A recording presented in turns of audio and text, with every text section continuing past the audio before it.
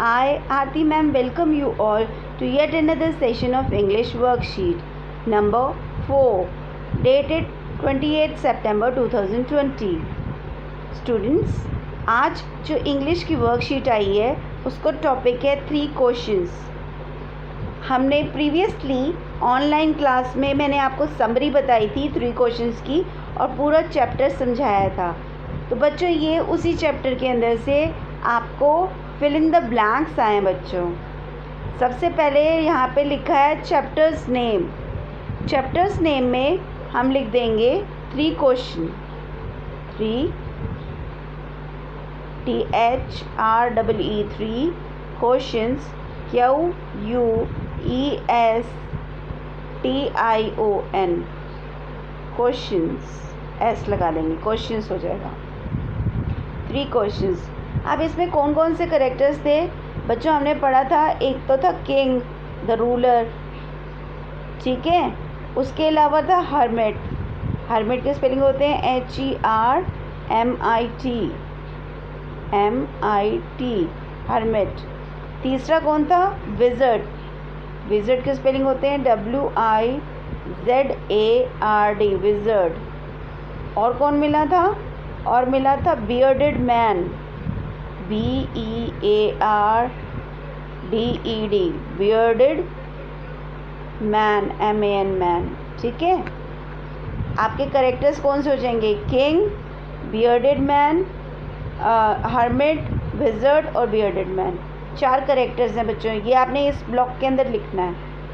Next देखते हैं क्या पूछा है हमसे.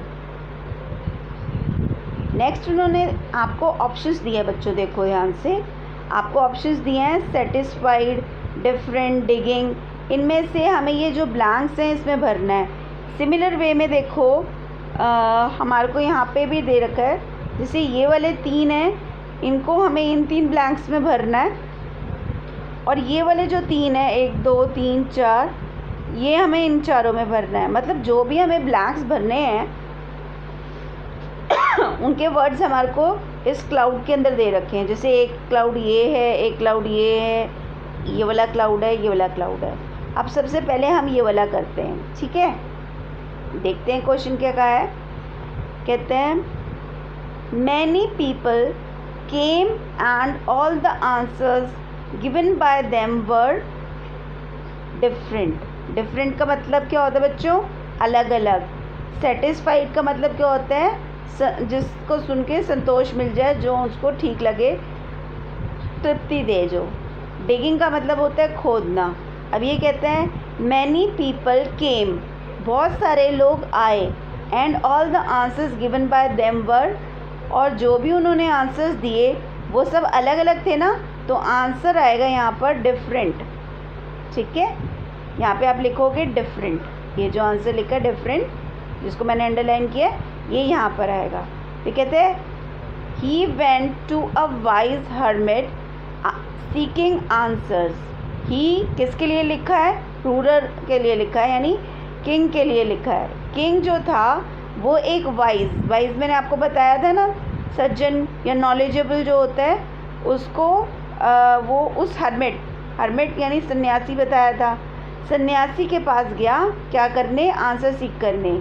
The hermit was dash the ground. वो क्या कर रहा था, जो हर्मिट था he was digging the ground. इसमें हमने एक लाइन छोड़ दी बच्चों. The king was not at all.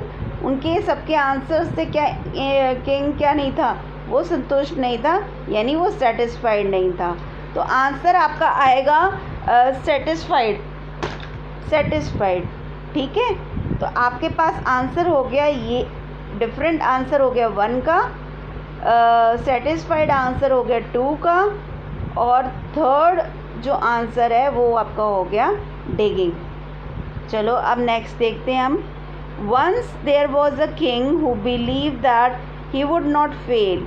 ये याद है मैंने आपको जो लास्ट में लिखवाया था, स्टार्टिंग में समरी के वहीं से ले रखा है.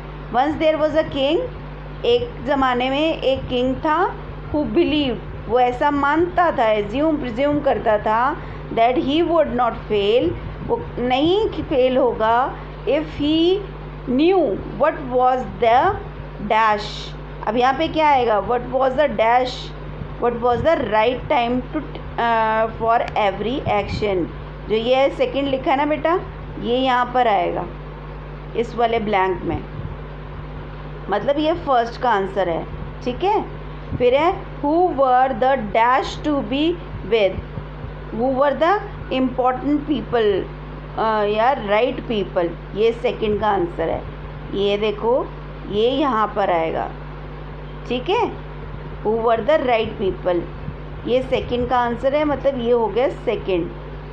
फिर क्या कहते हैं, he and what was the dash to do, what was the most important thing to do. ये वाला जो है ना सबसे पहले जो लिखा है, ये यहाँ पर आएगा, यहाँ पर। ठीक है बच्चों, और फिर लास्ट में है द ग्रेट रिवॉर्ड, यानी ये थर्ड हो गया। तो he proclaim that he would give a dash to the person who are answer this 3 questions, he would give the great reward. जो लास्ट का है ना वो लास्ट में ही आएगा, फोर्थ हो जाएगा वो आंसर। ठीक है, हम चलो इसको एक बार दोबारा लिख लेते हैं। जो ये फर्स्ट लाइन है, जो फर्स्ट आंसर है वो हमारा सेकंड वाला है। एक सेकंड, पैलेट बदल लेते हैं। देखो फर्स्ट का आंसर हमारा ये है, ये फर्स्ट का आंसर है। फिर सेकंड का आंसर जो है हमारा राइट पीपल, वो ये है सेकंड का आंसर। फिर थर्ड का आंसर हमारा ये है, ये थर्ड का आंसर है। और ये लास्ट जो है वो फोर्थ का आंसर है। अगर 1 2 3 4 ये ब्लैंक्स हैं तो फर्स्ट का आंसर यहाँ पर है सेकंड वाले में। ठीक है, आपका जो यहाँ पे सीक्वेंस है वो 3 1 2 4 बन जाता है। समझ गए आप, मतलब जो ये थर्ड है ये यहाँ आएगा, जो फर्स्ट है वो यहाँ पर आएगा, जो यहाँ पे थर्ड में लिखा है वो यहाँ पे सेकंड पे आएगा, और जो लास्ट में लिखा है वो लास्ट में आएगा बच्चों। ठीक है, नेक्स्ट हम चलते हैं।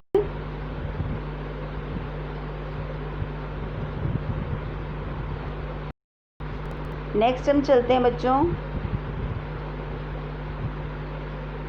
अब हमारे पास आता है the hermit greeted the king and continued digging.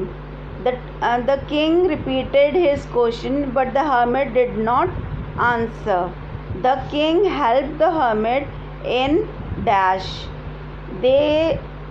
अब क्या कहते हैं कि सबसे पहले क्या हो रहा था, किंग डिग कर रहा था जैसे हमने ऊपर पढ़ा था। उसके बाद क्या हुआ, the king help the hermit in digging the ground. ये वाला आंसर आएगा डिगिंग, यहाँ लिखेंगे हम डिगिंग। ठीक है, ये इस ब्लैंक में आएगा बच्चों। ठीक है, digging the ground. The king nurse him, फिर लिखा है कि in the ground they saw a stranger who was badly wounded running towards them. The king nursed him, nurse का मतलब उसकी दवा दारू करना, उसकी सेवा करना। Him and dash his wound, उसने क्या किया था, बैंडेज लगाई थी। यहाँ पे लिखेंगे बैंडेड, बैंडेज्ड। bandaged his wound. Later the man told that he was the king enemy and wanted to kill him.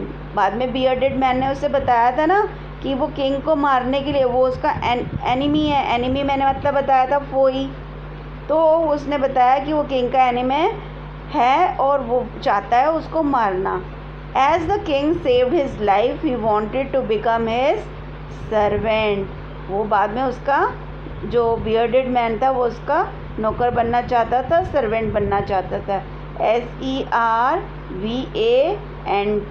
Servant. ठीक है, ये सर्वेंट है बेटा, यहाँ पे स्पेलिंग लिखे हुए हैं। तो अब हम ध्यान से देखें तो हमारा ये वाला आंसर जो है, हमारा सीक्वेंस क्या बनेगा, 2 1 3। पहला वाला जो आएगा डिगिंग वो यहाँ पर आएगा, फिर सेकंड बैंडेज यहाँ पे आएगा, और थर्ड सर्वेंट वो यहाँ पर आएगा। ठीक है बच्चों, अब इसके बाद हम ये लास्ट करते हैं। इसमें लिखा है the king repeated the question to the dash before leaving. किसको उसने रिपीट किया question? To this the hermit said. उसने हर्मिट को रिपीट किया ना बच्चों, उसने सन्यासी को बार बार क्वेश्चन सुनाए थे। तो यहाँ पे जो आएगा, यहाँ पे फर्स्ट में आएगा हर्मिट, HERMIT, हर्मिट, ये फर्स्ट ब्लैंक में आएगा। फिर है to this the hermit said that the king has already found his answer through his dash. अब वो कहते हैं आपको पहले से ही इसका आंसर मिल गया। हर्मिट कहता है, सन्यासी कहता है किंग से कि आपको तो पहले ही अपने किससे, डीड्स से। आप क्या लिखोगे? सेकंड का आंसर क्या होगा? डीड्स का, DEDS, डीड्स, ये आ जाएगा सेकंड का आंसर। He said that